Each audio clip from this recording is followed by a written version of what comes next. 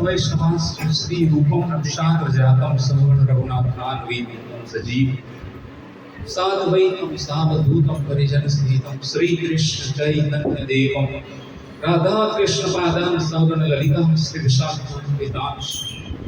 हे कृष्ण करुणा सिंधु दीनबंधु जगत्पते गोपेश गोपीका राधा ते तप्त कांचन गौरांगी राधे वृंदावनेश्वरी वृषभानुसुते देवी प्रणमामि हरिप्रिये। नमो विष्णुपादाय कृष्ण वृषभाय भूतले भक्ति वेदांत स्वामी इति नामिने। नमस्ते सारस्वती देवे गौरवाणी प्रचारिणे निर्विशेष शून्यवादी पाश्चात्य विस्तारिणे। जय श्री कृष्ण चैतन्य प्रभु नित्यानंद श्री अद्वैत गदाधर शिवासादि गौर भक्त वृंद। हरे कृष्णा कृष्णा कृष्णा हरे हरे हरे राम राम राम हरे हरे। हरे कृष्णा। तो आज नमो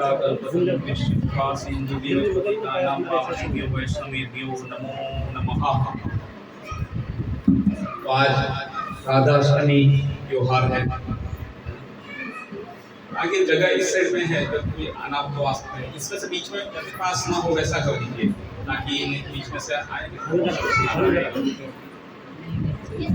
थोड़ा पीछे से आने दीजिए भी आता है। हाँ, इधर से आप लोग थोड़ा ऐसे आ जाइए तो पीछे लेट आइए। तो आज राधाष्टमी श्रीमती राधा रानी का पेरेंट्स डे है। तो ये महीने में अपने पास 3 खास स्पेशल फेस्टिवल सेलिब्रेशन रहते हैं वैष्णवों के लिए। जो भगवान श्री बलराम आए पहले, बलराम पूर्णिमा है ना, बड़े भाई। फिर भगवान श्री कृष्ण आए जन्माष्टमी, और उसके 15 दिन के बाद अष्टमी के ऊपर राधा रानी भगवान की आह्लादी अंतरंगा साथी। तो आज कुछ श्रीमती राधा रानी के बारे में विशेष बातें जो है सब लोग ध्यान से, ये सब लोग अपना अपना फोन पे साइलेंट कर दीजिएगा, किसी का बीच में बजे नहीं फोन, बाकी लोगों को भी सुनने में दिक्कत हो जाएगी, उसका ध्यान भटक सकता है। इसलिए फोन साइलेंट करके रखिए। 1 घंटा है अपने पास। तो आज लोग अच्छी बातें श्रवण करेंगे जिससे सभी लोगों का कल्याण हो। इस में जो बैठे हैं, बोलने वाले का भी, जो सुनने वाले हैं वो, और जो डायरेक्टली इनडायरेक्टली कहीं पे भी सेवा में लगे हैं इस राधाष्टमी के त्योहार के साथ, सबका कल्याण हो। तो सबसे पहला जो है राधा रानी का जन्मदिन है ना, तो उसका जन्म जो है कहाँ पर हुआ था, ये ज़्यादातर लोगों को ऐसा लगता है कि बरसाना, और एक्चुअल में बरसाना नहीं है, रावल गांव है गोकुल के पास, तो वहाँ पर हुआ। तो ये सूर्यदेव जो है एक बार प्रकट हुए थे और राधा रानी से उन्होंने प्रार्थना की, तपस्या करती कि आप मेरी पुत्री के रूप में अवतार ली। तो वही जो सूर्यदेव है वो सूर्यचंद्र सुचंद्र रावल में वृषभानु महाराज महाभानु के पुत्र थे, उसके घर पे आए है ना। और उसकी पत्नी जो थी कलावती, वो जो है कीर्तिदा माता जी बन के आई। तो वृषभानु महाराज और कीर्तिदा माता जी, इनकी पुत्री जो थी ये राधा रानी, और कीर्तिदा माता जी जो थी वो बिंदु महाराज और मुखरा की पुत्री थी।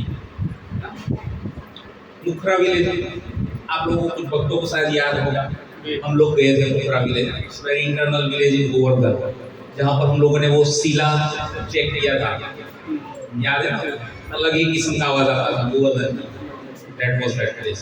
तो ये बिंदु महाराज और मुखरा की पुत्री जो थी कीर्तिदा माता जी, तो वृषभानु और कीर्तिदा माता जी, तो ये लोग पहले तो रहते थे गोकुल में, और ये जो रहते थे रावल में।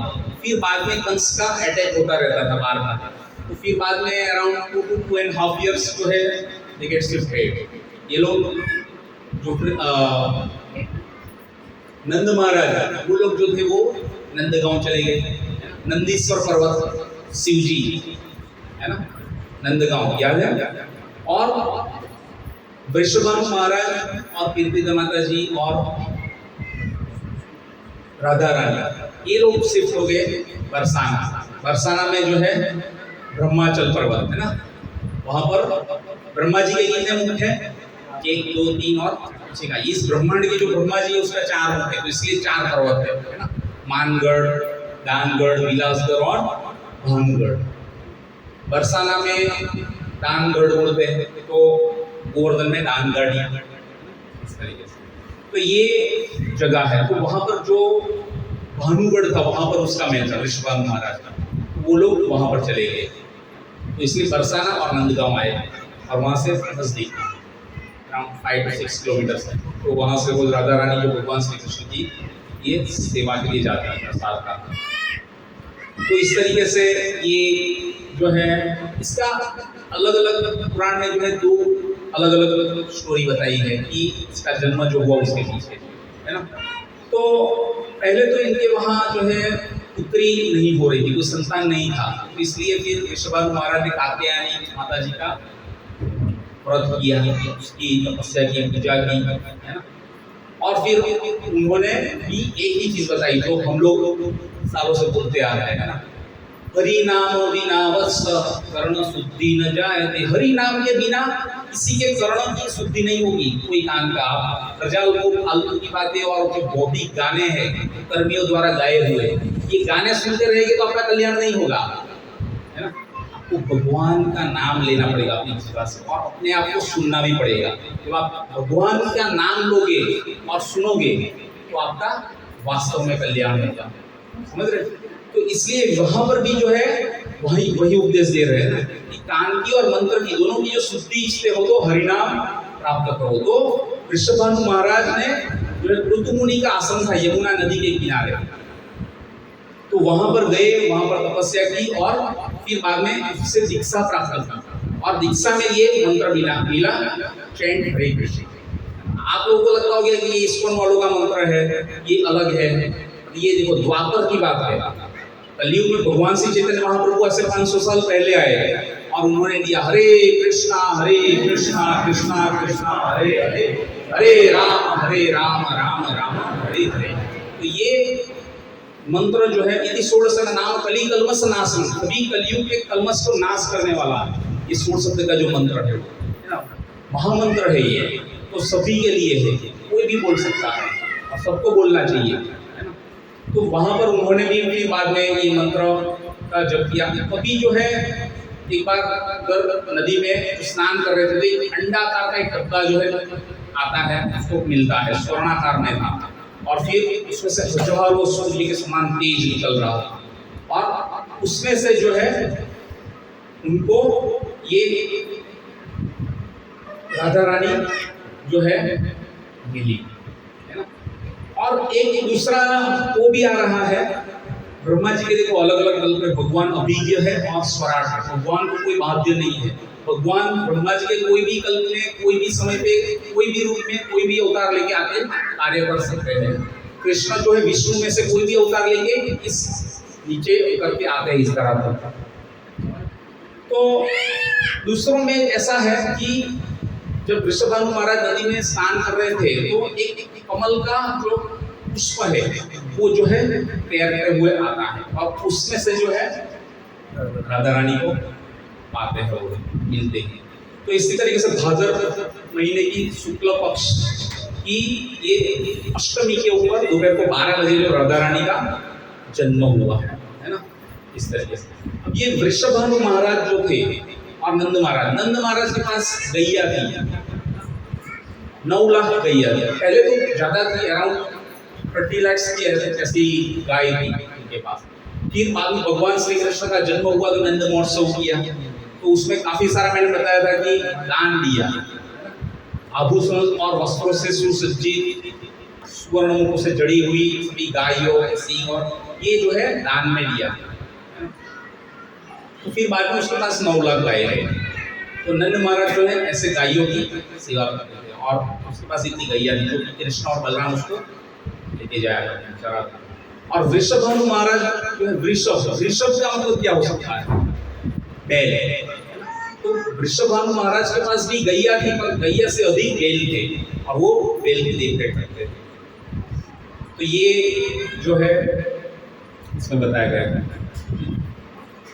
फिर आता है तत्व रूप में, अगर कैसे देखते राधा तत्व, है ना। तो राधा जो चैतन्य चरितामृत में इसका वर्णन आता है कि राधा पूर्ण शक्ति, कृष्ण पूर्ण शक्तिमान, दो ये वस्तु भेद नाही सहस्र प्रमाण। राधा और कृष्ण, है ना, एक शक्ति है और एक शक्तिमान है ना। एक शक्तिमान होता है तो उसकी शक्ति होती है ना, तो उसमें कोई अलग नहीं है, कोई भेद नहीं है, सहस्र प्रमाण है ना। इसीलिए भगवान श्री चैतन्य महाप्रभु आए तो श्री कृष्ण चैतन्य राधा कृष्ण नाहिर अन्य, वो कोई और नहीं है, लेकिन राधा रानी और कृष्ण का मिलित अवतार के रूप में लेके आए। तो इसलिए जब भगवान श्री चैतन्य महाप्रभु जब संन्यास लेने के बाद भारत भर में जो परिक्रमा करने और भ्रमण पे निकले, तब जो है वृंदावन आए थे उत्तर भारत में। तो लोग जो है उनको देख के कंफ्यूज हो रहे थे कि ये कृष्ण है राधा रानी है, तो राधा रानी है राधा रानी। तो चैतन्य महाप्रभु अपना कान बंद कर लेते थे, नहीं नहीं नहीं नहीं, विष्णु विष्णु विष्णु विष्णु, मैं भगवान नहीं। भगवान के रूप में वो अपने आप को प्रकट नहीं करते थे, भिन्न रूप में थे। तो लोगों को तो फिर लगा, है ना। तो इस तरीके से ये भगवान की अंतरंगा शक्ति आह्लादिनी, तो भगवान ने अपने आनंद के लिए, है ना, ये जो है निकाला। भगवान श्री कृष्ण ने अपने लेफ्ट हैंड पार्ट से, जो इसको हिंदी में क्या बोलेंगे, लेफ्ट हैंड साइड को पामंगी करके जो है वो पार्ट से निकाला राधा रानी को। और बलराम जो है वो आदि गुरु है, तो उसको जो है राइट पार्ट से निकाला, है ना। तो बलराम जी को दायंगी करके बुलाया, दायंगी और बायंगी, लेफ्ट हैंड राइट। तो भगवान के उसमें से भगवान की ये आदि गुरु है बलराम और राधा रानी। ये भी भगवान के आह्लादिनी आनंद प्रदान करने वाली ये शक्ति है कि भगवान ने इसका तुलन किया।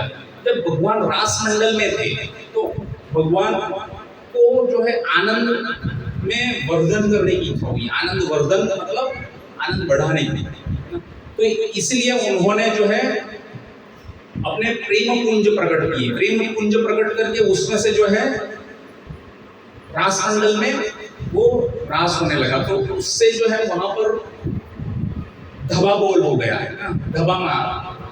तो इसलिए धबा मार हुआ रास मंडल में, रास मंडल में धबा मार। तो इसलिए रास मंडल में से रा आया और धबा मार में से आया राधा। इस तरीके से राधा जो है प्रकट होती है और ये आती है। तो इसी तरीके से चैतन्य चरितामृत में ये वर्णन है। गोपाल पत्नी उपनिषद में बहुत ही अच्छा वर्णन है। भगवान श्री कृष्ण के शरीर में से प्रकट हुई राधा रानी, और राधा रानी में से आई एक्सपांशन जो है लक्ष्मी नारायण के साथ जो वैकुंठ में रहती है ना। और उसमें से रमा देवी आती है भौतिक जगत, उसमें से दुर्गा, काली, ये बाकी सब देवी आती है, उसी का एक्सपांशन है। गोपाल पत्नी उपनिषद में ये वर्णन है। दुर्गा, अम्बा, पार्वती, ये सभी का स्रोत का प्रकटीकरण जो है मेन कौन है? और उसका दिखाव, उसका जो रूप है वो कैसा है? गौर वर्ण है। हम लोग क्या मंत्र बोलते हैं राधा रानी का? बोलिए सब लोग साथ में, तप्त कांचन गौरांगे राधे वृंदावनेश्वरी वृषभानुसुते देवी प्रणमामि हरिप्रिये। तो यहाँ पर बता रहे हैं कि तप्त कांचन गौरांगी राधे वृंदावनेश्वरी। तप्त कांचन, जो सोना जो है गोल्डन, उसको उबालते हैं, उसको, है ना, 1000 डिग्री जो फर्नेस रहती है उसमें मेल्ट करके उसको पिघलाते हैं। तो जो मेल्ट होके जो गोल्ड का वो निकलता है उसको 1000 टाइम्स उसको पिघलाते हैं बार बार, और तब जो पीला कलर का जो रंग मिलता है जो है गोल्डन फॉर्म, वो है राधा रानी के शरीर का अंग का कलर जो है ना। तो इस तरीके से ये वर्णन है। और नीले रंग के वस्त्र पहनना पसंद करती है, क्योंकि श्याम सुंदर का रंग कैसा है? नीला। और श्याम सुंदर कौन सा रंग का वस्त्र धारण करते हैं? नीला। क्यों? क्योंकि राधा रानी जो है नीला कंचन गौरांगी। फिर आता है वर्ण पीत वर्ण, इसको बोलते हैं, वो है गोल्डन गोल्डन फॉर्म। फिर नाम के हिसाब से जो है उसके चिन्ह उनकी जो रहते हैं कि राधा रानी आई तो उसको पहचानेंगे कैसे? मैंने आगे भी बताया था, पैर में जो है जो ऐसी आपका भगवान के जो इमीडिएट एक्सपेंशन जो रहते हैं उसके पैरों में जो है ये चिन्ह अंकित रहते हैं। तो राधा रानी के पैर में जो है राइट में कितने चिन्ह है? 8। और लेफ्ट में कितने हैं? 11। जबकि भगवान श्री कृष्ण के इसमें उल्टा है, राइट में 11 है और लेफ्ट में 8 है ना। उसमें बहुत सारी चीजें हैं, शंख चक्र पद्म गदा मछली अर्धचंद्राकार कमल, फिर वज्र, फिर ये ऐसा बहुत सारे चीजें हैं। ये 19 चीज है टोटल। तो वो चिन्ह अंकित रहता है। ऐसा किसी तो ग्रुप पे फोटो रखा था तो you can see in that image कि पैर में जो ये अंकित रहते हैं। कोई राधा रानी के पैर में अनंत गुण है। राधा रानी 25 गुण जो है प्रधान। आश्रय केशव से, उन्होंने केशव का आश्रय लिया हुआ भगवान। कामदेव का जो अंश है वो अगर किसी को मिलता है तो वो विश्व सुंदरी बनती है इस भौतिक जगत के अंदर, और वो उसको आकर्षित करते हैं। कामदेव जो है वो लोगों को, जो भौतिक लोगों है उनको ही आकर्षित कर सकती है। लेकिन भगवान श्री कृष्ण की आह्लादिनी अंतरंगा शक्ति राधा रानी, तो भगवान जो है वो मैंने क्या बताया, मदन मोहन है ना। तो वो कामदेव को भी अट्रैक्ट करते हैं अपनी ओर, और राधा रानी जो कि भगवान कृष्ण को भी अट्रैक्ट करती है तो उसको क्या बोलते हैं? मदन मोहन मोहिनी। वो मदन मोहन मोहिनी है। दूसरा जो है चीज उम्र है ना। कई बार कुछ लोगों को ऐसी वो भी रहती है कि राधा रानी की उम्र जो है बड़ी थी, वास्तव में ऐसा नहीं है। गौर गोविंद अर्चन स्मृति शास्त्र के प्रमाण के हिसाब से जो है वो 1 साल छोटी है। 1 साल और 15 दिन, 15 दिन का गैप है ना, जन्माष्टमी से लेकर राधाष्टमी, और 1 साल तो छोटी थी। कृष्ण 15 साल 9 महीने 7.5 दिन के थे, अब राधा रानी जो है 14 साल 2 महीना और 15 दिन इसकी इतनी आयु बताई गई। जब भौम वृंदावन में ये लीला करने के लिए प्रकट हुई तो वो 1 साल के बाद है। भौम वृंदावन जो हम लोग देखते हैं, इट्स लाइक एन एम्बेसी। हम लोग अगर दूसरी कंट्री में जाते हैं तो वहां पर एक दूतावास रहता है ना, वैसे है ये भौम वृंदावन। यहाँ पर जो है गोलोक वृंदावन का आर्ट। तो रावल गांव में महावन के पास जो है ये प्रकट हुई। अब जब राधा रानी प्रकट हुई तो उसकी आंखें जो है, उसको ध्यान से सुनिएगा, है ना, बंद थी। तो वृषभानु महाराज और कीर्तिदा माता जी काफी चिंतित थे कि 6 महीना होने वाला एक पुत्री जो है आंख खुलती नहीं, आंख। अब जब भौम वृंदावन के ऊपर जब लीला करने के लिए आने का था तो राधा रानी ने सबसे पहले अपने प्राणनाथ से वचन लिया था कि अगर मैं भौम वृंदावन में जब हम लोग जाएंगे तो वहां पर अगर जो मैं पहला अगर आप खोलूंगी और जो दर्शन होगा तो मैं आपका ही करूंगा और दूसरा किसी का। तो इसीलिए जब ये नेत्र उत्सव होता है तो वहां पर जो है माता यशोदा और नंद महाराज जो है नंदगांव से आए हुए थे, है ना, और ये सब वहां पर एकत्रित हुए थे। तभी जो है कृष्ण जो है खेलते खेलते हुए राधा रानी को जो है जो झूले में रखा था वहां पर चले जाते हैं और वहां पर जाके उसके सर के ऊपर आंख के ऊपर हाथ रखते हैं, और जैसे ही वो हाथ रखते हैं तो राधा रानी आंख खोलती है और अपने प्राणनाथ का दर्शन करते। बोलो राधा रानी की। इस तरीके से नेत्र उत्सव संपन्न हो जाता है और वृषभानु महाराज और कीर्तिदा माता जी भी प्रसन्न हो जाते हैं। देखो पुत्री ने आंख खोल दी, आंख खोली तो भगवान का दर्शन किया। तो ये आंख जो है हमारी भगवान के दर्शन करने के लिए होनी चाहिए, भौतिक चीजों का दर्शन करने के लिए इसको नहीं लगाना चाहिए। तो ये होने के बाद जो है दूसरा जो है भोजन, अन्नप्राशन संस्कार सेरेमनी। अन्नप्राशन पता है है ना, संस्कार 16 प्रकार के होते हैं, उसमें से अन्नप्राशन संस्कार होता है। राधिका का किया था ना वैसे।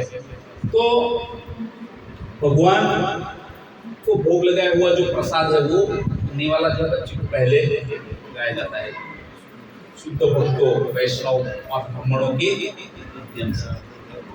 तो ये सब वृंदावन वासी जो है ब्राह्मण, वैष्णव, गोप गोपिका, ग्वाल बाल, यशोदा, नंद महाराज, ये सब कृष्णा बलराम सब जो है साथ में वहां पर बच्चे लोग जो इकट्ठे हुए थे और सब लोग खाना खा रहे थे, है ना। तभी जो है बाकी सब तैयारियां भी चल रही थी वहां पर वृषभानु महाराज के महल में। तो वहां पर 7 महीने की राधा रानी जो है वो भी हिलती हुई आई। अभी तो सब तैयारियां चल रही थी, तभी बच्चे जो खा रहे थे वहां पर, तभी जो राधा रानी जो है घुटने करने लगी। तो करते करते जो है चली गई। कहाँ पर चली गई? कृष्ण बलराम जहाँ पर बैठे थे, कृष्ण भगवान जहाँ पर प्रसाद ले रहे थे, तो राम आ रहे थे वहां पर, तो वहीं पे जाती है और उसकी थाली में से जो है फैलाने वाला उनके हाथ से ले लेती है। तो इस तरीके से उसका अन्नप्राशन संस्कार भी जो है हो जाता है। तो राधा रानी की, तो इस तरीके से भोजन अन्नप्राशन संस्कार सेरेमनी भी राधा रानी का हुआ था। तो एक चीज यहाँ पर देखनी है, हम लोगों को अगर कुछ भी जूठा खाना हो, जूठा, तो किसका खाना चाहिए? भगवान का खाना चाहिए। भगवान को भोग लगाया हुआ शुद्ध सात्विक बिना प्याज लहसुन का भगवान के भक्तों के द्वारा बनाया हुआ तुलसी का पत्ता के साथ मंत्र के द्वारा उच्चारण करके ऑफर किया हुआ जो प्रसाद है पाओगे तो आपका कल्याण होगा, है ना। उससे आपका यश बढ़ेगा, की कीर्ति बढ़ेगी, आपका स्वास्थ्य अच्छा रहेगा, की बुद्धि तेज होगी, है ना। ये सब जो है आपका स्ट्रांग होगा। तो इसलिए भगवान को भोग लगा वो प्रसाद लेना चाहिए। फिर एक दूसरा वृत्तांत आता है कि राधा रानी जब 5 साल की थी तब जो है अपनी सखियों के साथ खेल रही थी, है ना। तो जब खेल रही थी तो वहां पर दुर्वासा मुनि आए। दुर्वासा मुनि जो उसको देख के काफी प्रसन्न हो गए और उससे काफी प्रभावित हुए, है ना। और जब काफी प्रभावित हुए तो उन्होंने पूछा कि ये कौन है, ये काफी से श्री जगन्नाथ बल्लभ सुभद्रा महारानी की जय, श्री राधा माधव की जय, श्री गौर निताई की जय। तो ये दुर्वासा मुनि जो है बोलते हैं कि बाकी सब लड़कियां जो है उनसे बता दी है उनको कि इनके अंदर पाक शक्ति है ना। पाक शक्ति किसमें रहती है? जो अलग अलग प्रकार के विभिन्न व्यंजन जो है बना सके अच्छे अच्छे, है ना, भगवान के लिए, भगवान की प्रसन्नता के लिए। तो उसको पाक शक्ति है, तो उसको खीर बहुत अच्छी बनानी आती है। इसमें इलायची, ड्राई फ्रूट, केसर, कपूर, सुगंधित द्रव्य, ये सभी चीजें जो डाल के बहुत ही अच्छी बनाती है। और वो जो है उसने बनाई और फिर बाद में दुर्वासा मुनि ने प्रसाद के रूप में लिया। और जब लिया तो वो काफी उससे प्रभावित हो गए। ये तो जबरदस्त टेस्ट है ना, ऐसी ये तो मैं एकदम प्रसन्न हो गए कि इसको आशीर्वाद देते हैं कि तुम्हारा हाथ का बना हुआ ये प्रसाद जो भी ग्रहण करेगा तो उसको, वैसे मैंने बताया, उसका रूप बढ़ेगा, उसका तेज बढ़ेगा, उसकी आयु बढ़ेगी, उसका बल बढ़ेगा, यश बढ़ेगा, सब में वृद्धि होगी। तो जो भगवान को भोग लगाया हुआ प्रसाद लेते हैं उसमें ये सभी गुण जो है अपने आप अर्जित होते हैं, है ना। तो इसीलिए पाक शक्ति जो है उसके अंदर थी, इसलिए पाक शक्ति होना बहुत जरूरी है। आजकल भौतिक जगत में जो है बहुत मुश्किल है। अगर किसी के घर में अगर मान लो 10 लोग आ भी जाए कभी और टाइम पे तो तकलीफ हो जाती है, क्या बनाया जाए, कितना बनाया जाए, कितना क्या लिया जाए, कहाँ से लाए, पूरा हैंगअप, नॉट कैपेबल। आजकल की काफी सारी स्त्रियों और लड़कियों की ऐसी हालत, मजाक नहीं कर रहा। तो ये ऐसा नहीं होना चाहिए। आज जो हमारे साथ जो जुड़े हुए, हरे कृष्णा, इसको बिठाइए बच्चे को बीच में बताइए। तो 4 साल से ये मूवमेंट चल रही है ना। काफी सारे भक्त जो है आज जुड़े हुए हैं और काफी सारे रेगुलर ड्यूटी है भी नहीं है, पर 4 साल में 200 से ज्यादा कीर्तन हुए ना। वीकली एक प्रोग्राम होता है, ऑन एन एवरेज महीने में 4 प्रोग्राम होते हैं, आगे पीछे होते हैं लेकिन हो जाते हैं। तो ऑन एन एवरेज सभी प्रोग्राम में मान लो आप 60 to 70 प्लेट जो है प्रसाद बना है। तो आप 200 में कितना हुआ, मोर देन 10,000 प्लेट जो प्रसाद हमारे माता जी लोगों ने बनाया।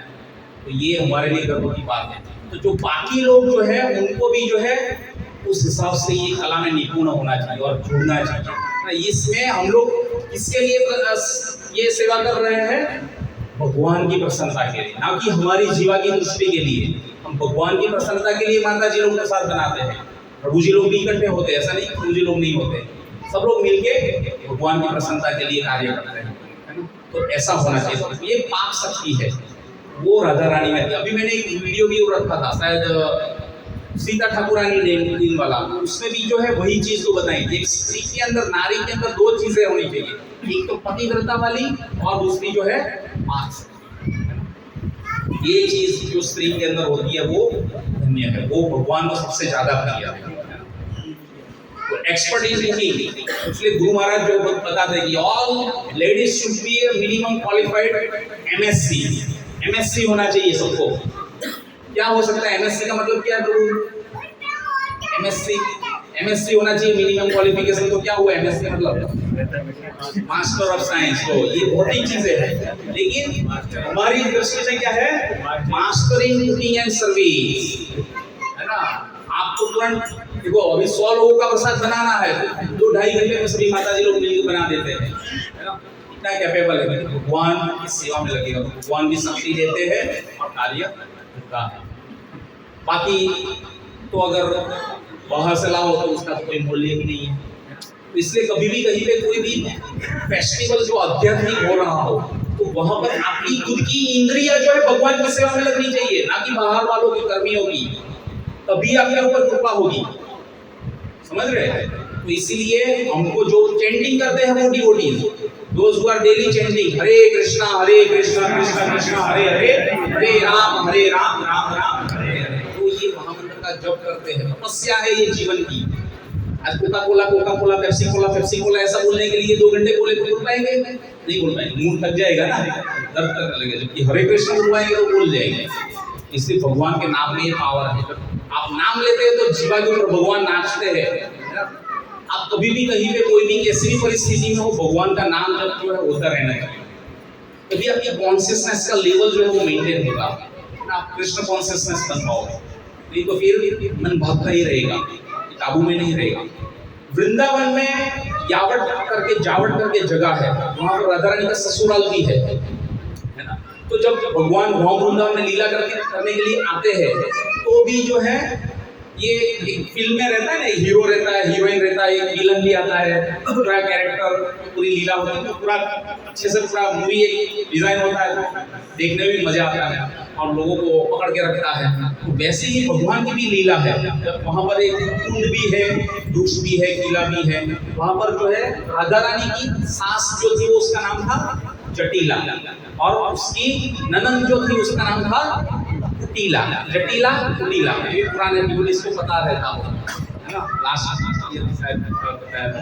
तो ये सास और ननद थी, और अभिमन्यु जो थे वो भी वहां पर थे, उसके पति के रूप में, विष्णु के अवतार। हालांकि उन्होंने कभी भी राधा रानी को टच नहीं किया, और ये भौम वृंदावन की लीला में ये जो है सास, ननद और राधा रानी के पति के रूप में ये आते हैं। उसकी मूर्ति अभी भी है वहां पर। आप जब जाओगे अभी दर्शन करने के लिए आप देख सकते हैं। यावट करके जगह है, जावट भी बोलते हैं। तो ये जगह 5000 साल पुरानी मूर्ति है वहां पर। आज से 5000 साल पहले भगवान श्री कृष्ण आके द्वापर के अंत में और कलयुग शुरू होने से पहले लीला करके गए, है ना। तो इस तरीके से है ना। कृष्ण और राधा रानी से अलग होते हैं, फिर विरह में प्रेम बढ़ता है, और फिर बाद में जब वापस मिलते हैं, है ना, तो वहां पर मिलते हैं। तो स्वकीय भाव और परकीय भाव, हम गौड़ीय वैष्णव जो है परकीय भाव में जो है रहते हैं। और जब दूसरे संप्रदाय जो 4 प्रामाणिक संप्रदाय है, श्री संप्रदाय, ब्रह्म गौड़ीय वैष्णव संप्रदाय और रुद्र संप्रदाय और 4 कुमार वाला निम्बार्क संप्रदाय। तो बाकी संप्रदाय में जो है अलग अलग सबकी संहिता भी है। निम्बार्क संहिता है हमारे लिए, भागवतम है गौड़ीय वैष्णव के लिए, और हमारे लिए जो है परकीय रस में जो है हम लोग भगवान को, भगवान ने गोपिया और राधा रानी के साथ जो रासलीला की, जो भगवान के साथ में जो उनका प्रेम था, वो जो है एकदम बहुत ऊपर के लेवल का था, है ना, उसका कोई वो नहीं है। तो जब विरह में कोई रहता है तो उसमें क्या होता है, प्रेम बढ़ता है ना।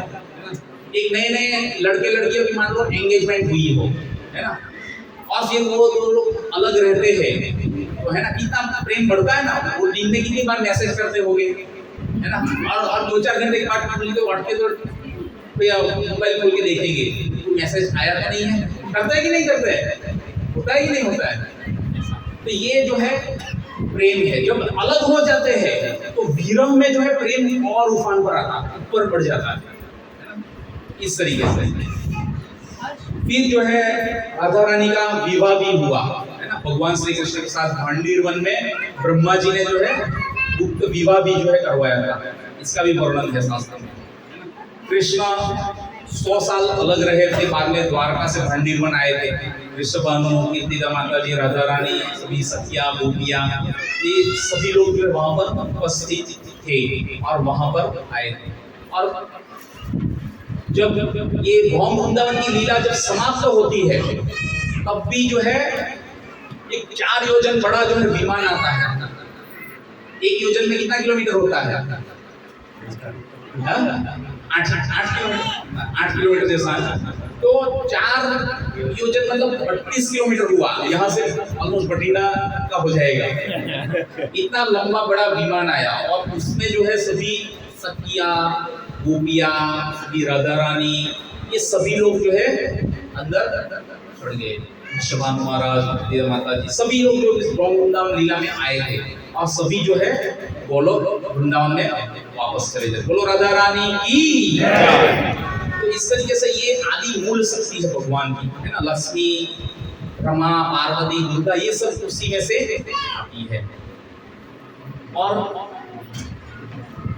इसीलिए आज राधाष्टमी है तो राधा रानी का अपीयरेंस डे है। राधा रानी को अगर प्रसन्न करना हो तो हमको किसका नाम लेना पड़ेगा?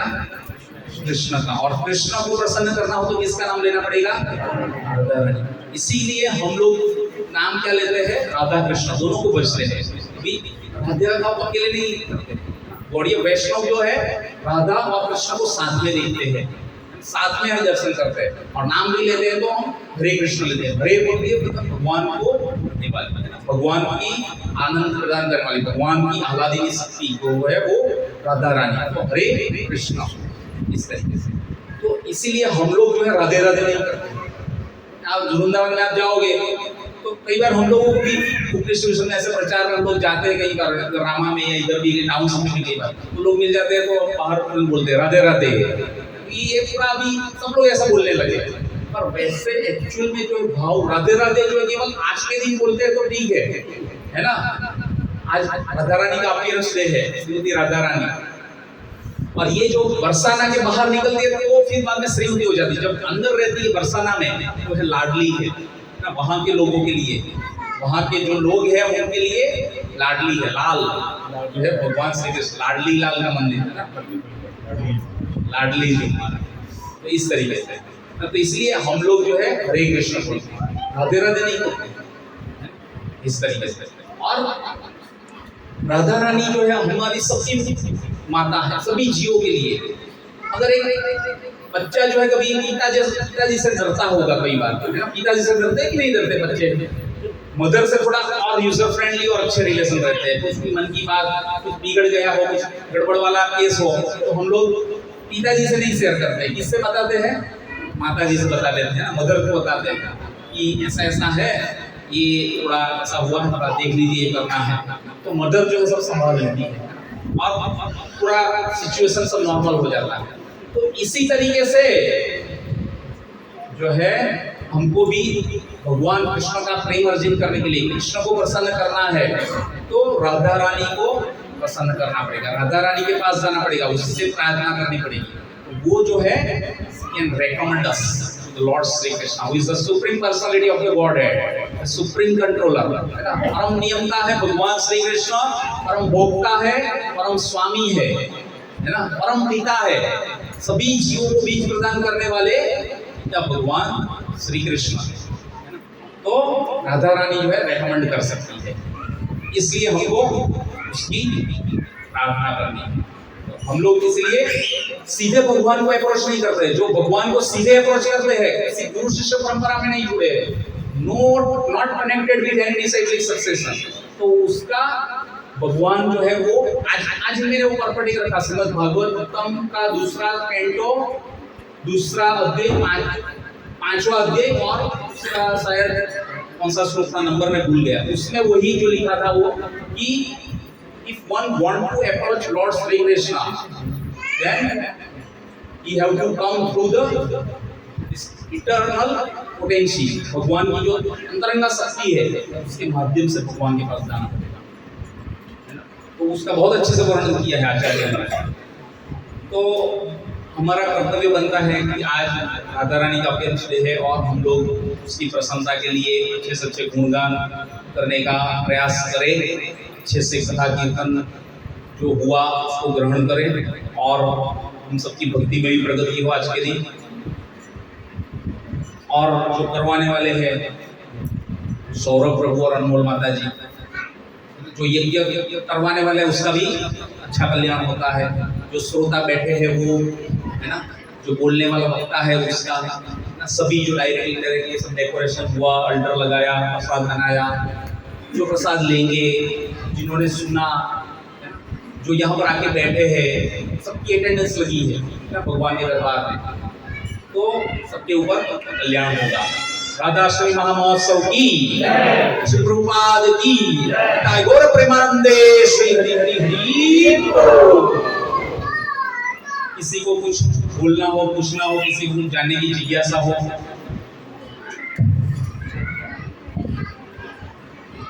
तो आज एक क्विज का भी आयोजन किया गया है, तो आप कनेक्ट कर लीजिए इसमें।